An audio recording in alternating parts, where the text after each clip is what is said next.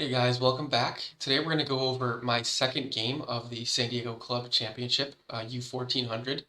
This is the third round of the tournament. The second round I was actually sick and I couldn't make my game, so this is my second game in the third round. I was playing another unrated player, and this game isn't as crazy or long as the first game of the tournament that I played, but there was still some interesting positions here and stuff that went down that I wanted to share with you guys. So with that being said, let's go ahead and get started. And if you guys like the video, please make sure to like and subscribe. So I was playing with the black pieces, and the game started off very standard here with some standard developing moves, and then my opponent played d4. This is known as the Scotch opening, and it is a good opening, especially in the beginner to intermediate levels of play. You might be able to tell here that what this really does for white is open up a lot of avenues for them to develop their bishops and their minor pieces. So it kind of forces quick development usually for white. So it's a good opening. And essentially for black here, we kind of have to take this pawn on d4.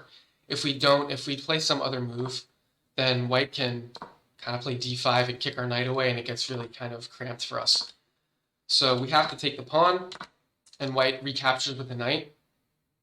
And when you're playing with black here, you really don't want to just go ahead and recapture that, because this is your developed knight here. It's kind of wasting a tempo, kind of, pretty much. So you don't typically want to just trade here. It gets the queen into the game. So instead, I played g6. So I didn't really know intimately like the normal standard moves here in this opening for black.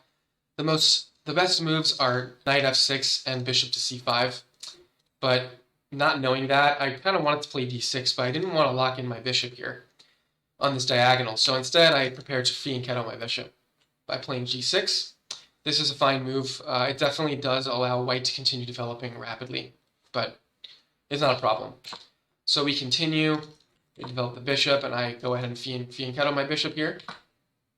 And that way, it goes ahead and actually grabs my knight on c6. Now, you don't want to grab with the pawn, because if you grab with the pawn, then white can trade queens and your king can't castle anymore. So it's not the end of the world, but it's not ideal. So instead of doing that way, I captured with the b pawn to preserve that. My opponent played c3. I think it was because my bishop was attacking this diagonal here, this pawn. Now, I think c3 is an okay move, but I think it would have been better to just play knight to c3 here instead, because early development is the key to the openings here. And you always have to keep in mind that the fianchettoed bishop is a very important piece typically. You don't want to trade your fianchettoed bishop just to screw up your opponent's pawn structure. That's not something that you would normally do, and especially when your opponent still has a dark squared bishop on the board, because then this dark squared bishop retains control of all these squares that are kind of important surrounding your king. So it's important to retain this piece. So there's no way if he played knight c3 I would have captured here. But anyways, he played c3, and I played knight f6, kind of expecting the e5 move here, but that's fine because I wanted to centralize my knight. I wanted to attack my opponent's bishop here, force him to waste another move on that. So he does, he moves to d4, and I castled. So now if we take stock of the situation, I've got two developed pieces here, plus my king is safe. My opponent so far only has his bishop developed, and his king is still a couple moves away from castling at the very least. So, okay, here my opponent played queen to d2, which is another small mistake here. And I think the biggest reason why this is a mistake, which you guys might be able to tell, is that it kind of locks the knight in here. It takes away the white's last square for him to develop his knight naturally towards the middle. Yeah, you can play knight a3. It's not a bad move per se, but usually you want to develop your knights towards the center. This cuts off that ability. And, again, it's also not helping white get any closer to castling still. So we'll see how that plays out as we continue. I played rook to e8. So that's pinning this pawn at the moment. My opponent develops the bishop, and I played d6, finally trying to expand a little bit with the pawns here. Obviously, white can't take because the pawn is still pinned. So my opponent just castled, which is a good move. And I had a couple of candidate moves here that I could have played, but I chose to play c5, attacking the bishop. And my opponent played something that I wasn't quite expecting. he played bishop to b5, attacking my rook, kind of leaving the bishop open here. And this is an interesting position here for black, for both sides. I could, of course, just move my rook out of the way, either to f8 or maybe to e7. But the reason I didn't want to do this, I don't like this, is because then the bishop can kind of tuck itself in here on c6. He's attacking the knight, he's attacking the rook, and it's just like something I wanted to avoid. So instead of doing that, I played actually the best move, which is just grabbing the bishop on d4 with my pawn. So my opponent, of course, captured the rook, and now here I actually was thinking for a little while about what to do here. My first move, the first move that should pop up in your mind is just recapturing the bishop, but I wanted to see if I could get a little bit more, squeeze a little more juice out of this position before I, just finish the trade. So I was thinking of capturing this pawn here on c3, forcing white to kind of make a move first, because obviously the queen's under attack. So I was thinking, okay, if he just grabs the knight here, well, then I can develop my bishop attacking the queen and maybe pick up the other bishop here after he moves. But I found something pretty interesting, which is why I didn't do this. So if I grab the pawn, instead of grabbing the knight right away, white can actually play what's called a desperado move with his bishop and basically just capture my pawn here in f7 with check, forcing me to react to that first. So my king would be the only defender here, and after I grab that, he could then capture the knight with the queen with check. And that is something that I really did not want to see in the game. So instead of all those complications here, I was just like, okay, I'm going to grab the bishop. And after white grabs the pawn here, you can see that the material is equal, but I'm feeling very good about my position because I'm still better developed. This pawn is pretty much a goner still. The bishop is actually pinning it at the moment. So let's see how this continues. So this is probably my first mistake of the game. I retreated the knight backwards from being captured by the queen. A much better move here would have simply just been to develop my final piece, my bishop, defending the knight here. But instead, I retreated the knight back to b6, and white played rook e1. But now I feel like it's time for me to finally take this pawn at this point. And I take it with tempo, obviously, with the bishop, who's attacking the queen. So the queen has to retreat. And after this queen retreating move, I noticed a little tactic here that I kind of became enamored with in the game, and I think that kind of cost me a little bit because I was kind of tunnel visioning a bit on this little tactic, and I'll show you guys in a second what that tactic is. So after the queen retreats here, I played knight to c4. I'm attacking the queen again. I'm also kind of threatening here as well to capture this pawn here, the b file. My opponent plays a good move here, queen forward to d5. It's attacking the two pieces that I have, and again, I think because of the tactic here, I kind of tunnel visioning. I made another mistake. The best move by far is to play bishop to e6. You're developing the final piece. You're connecting these two, so this guy's not hanging anymore. You're obviously defending the knight, and it's just a much better move than the move that I played. I simply played my knight backwards to b6, attacking the queen again, because I was hoping for something particular for my opponent to play. And after he plays queen to d3, I finally get my wish. So if you would like here, it's a good time to pause the video. See if you guys can figure out the best move in this position and the move that I played here to kind of complete the tactic. So I'll give you guys a few seconds. Okay, so the move that I played was bishop captures on h2. Now, a lot of people, most of the time when your queen is being x-rayed by a rook, that's usually not a good thing for the player with the queen, because of course the queen is worth more than the rook. But you have to remember that this also works the other way around. The queen is also attacking the rook, and really because of this knight still sitting here on b1, this rook is undefended. So I'm capitalizing on that issue with this technique. So we're going to actually pause the video again. I'm going to swap over to white side here, and I want you guys to think about this for a little bit.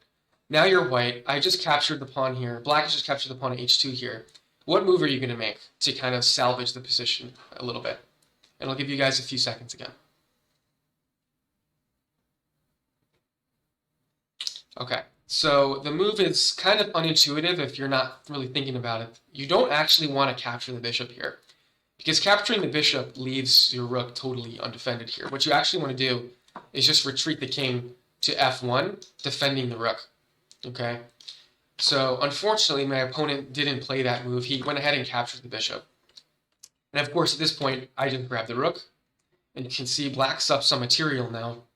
So not only am I up some material, but the issue with this capture for white is that these pieces are kind of useless now. If this knight ever moves, I'm going to capture the rook, right? And so therefore, these guys can't really move. If this queen wasn't connected to the knight, then if the rook moved somewhere, this knight would be undefended. So this is a really uncomfortable situation for white. So let's see how we continue here. So white played b3. I finally, it's about time, developed my bishop to f5 with tempo, attacking the queen again. And the queen, white played retreating the queen back to d2. He wants to initiate a trade here. And this is actually my most proud move of the game, I think, because not too long ago, I would have simply been like, oh, you know what, I'm up a little bit of material. Let me just trade, get this done, get the queens off the board because it's more comfortable being up a piece without the queens. But I found a better move and something that I wouldn't have, played that too long ago. So I played rook to e8, not really worrying about this trade, just connecting my two pieces here. And the point is, if the queen trades now, then I maintain this pin on the knight. So this knight is still totally, ineffective at that point. So we'll see how this continues. But I played rook to e8, just defending the queen, and my opponent retreated the queen back to b2. And actually, I understand why white played this move, because they want to develop some of their pieces here. And like I said, this knight was pinned, it was trapped. So now with this queen here, the queen is defending both pieces. And if white, if I make some random move here, if white moves the knight in any location, either here or here, this knight's also defended. So he's kind of defending his pieces, but the problem is my pieces are just in too good of positions right now, and his pieces have not been able to breathe in this game. So that's not what happened. He played queen to b2, and I jumped my rook up to e2, attacking the queen and creating all sorts of other attacks on the king here. And you can see, right now, this king is all by his lonesome, and all the other pieces are all the way on the other side of the board. I've got my queen and my rook and my bishop even all bearing down here on my opponent's king. So, yeah, my opponent, this queen is basically trapped. I mean, he can't, the queen can't really go anywhere over here. The only move would be to escape this trade, would be to play the queen out to a3, but at that point I could grab the pawn on f2 with my queen, and the next move is going to be checkmate, basically, no matter what white does. So that's not really an option. So my opponent at this point realized he just needed to trade down.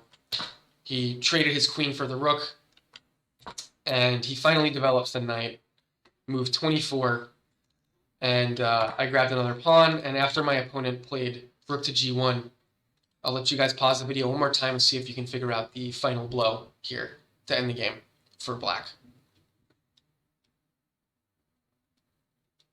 Okay, and the move I played to finish the game was queen h4. That's checkmate. Unfortunately, the rook here on g1 is cutting off the king's escape from this check.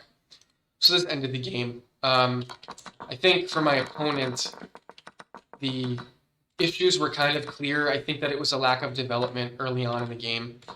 The c3 move was not great. I think that the queen move, I think white moved the queen a little bit too much in the beginning of the game, and I was able to kind of build up some momentum throughout this game, build up little advantages because of the lack of development that I was, eventually cashing out on with some of the moves I made to win some material and to push the game forward. Yeah, I mean, this tactic that I did here only worked because this knight hadn't developed yet. So if this knight was somewhere else, this would have been a different game. And then obviously after I make this trade here, retreating the king backwards was going to be would have been a much better move. I would be up 2 pawns here, but it's still salvageable for white for sure. But after he grabbed the bishop, these pieces immobilized, and the game kind of ended there. I think for me, I really missed several really good opportunities to finish my development with this bishop. Either I think it was on e6 or b2. And a lot of that was because of tunnel visioning, because I was so tempted by this tactic. You see these and you're like, oh, like this looks really fun. I gotta set this up. But obviously playing solid chess and developing is more important than kind of making the flashy plays. So I think that was my biggest issue in this game, but it worked out for me in the end. And yeah, I got the W, and feeling good about the tournament and looking forward to the next game. So I hope you guys enjoy this, and I'll see you next time.